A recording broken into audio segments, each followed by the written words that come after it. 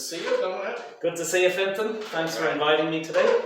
So we're with my good friend Donald. I mean, it always gives. He's an Irishman like myself, but his surname is so complicated. McRhino. Yeah. There you are. And so, no surprise in Chile, people call him Mac. Yeah, Mac. It's just easier for everyone. So, a little bit of background before we get into this. So, I've known. I still call you Donald. Yeah. Probably about 20 years.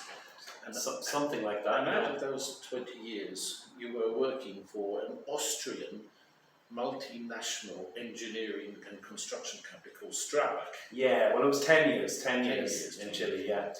And come a certain day, Donaher decides to leave a secure corporate job with a nice salary, where his wife also had an employment, and leave it and go touring around Argentina to learn how to cook as an Argentinian would.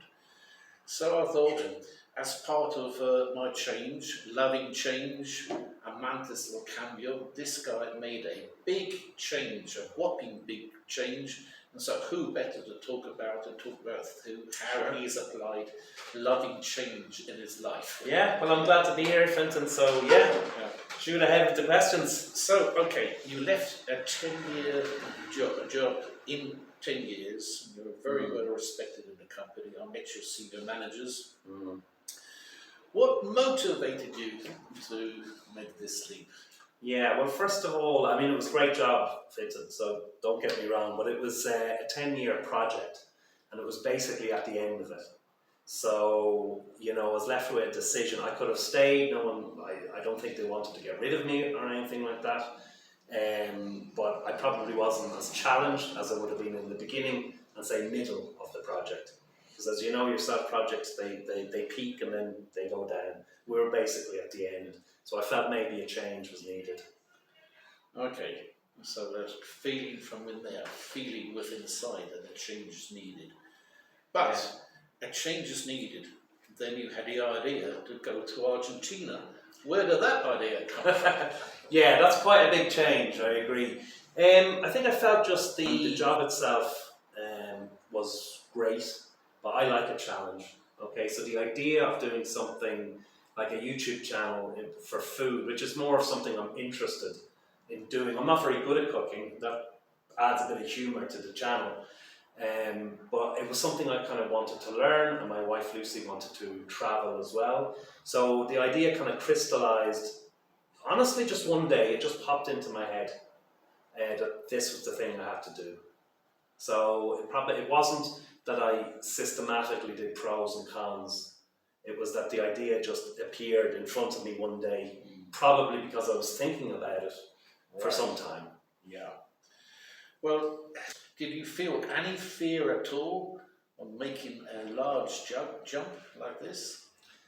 There's always a little bit, but it's fear of the unknown, isn't it? However, when the idea came to me, I was so certain that it kind of checked all the boxes I needed. One, a challenge. Two, that myself and my wife could travel, which we love doing. And three, that even though it's a risky proposition to make money out of YouTube, that maybe in 2 or 3 years' time, we could actually earn money from it. Right. To allow us keep on going to travel, or to set up some type of business model with it. So it kind of checked all the boxes. So I wouldn't say there was fear, there was excitement. Okay. If that kind of fear, excitement was attached to it, because it is quite a big change after 10 years. Well, put it in context. In your 10 years, you met hundreds of people. Yeah. If not thousands, because it was a big job, and I met quite a few of them. Yeah. So how many people did you know in your 10 years who voluntarily left Strabag? I don't think there was. I remember one young guy in the first few months, and after that, in 10 years, I would say nobody. I can't really recall anyone who voluntarily. You have to realise it was, and maybe a lot of your audience will relate to this, but it was more or less what we call a stable job. In my case, it was well paid. They paid for my accommodation and all my bills.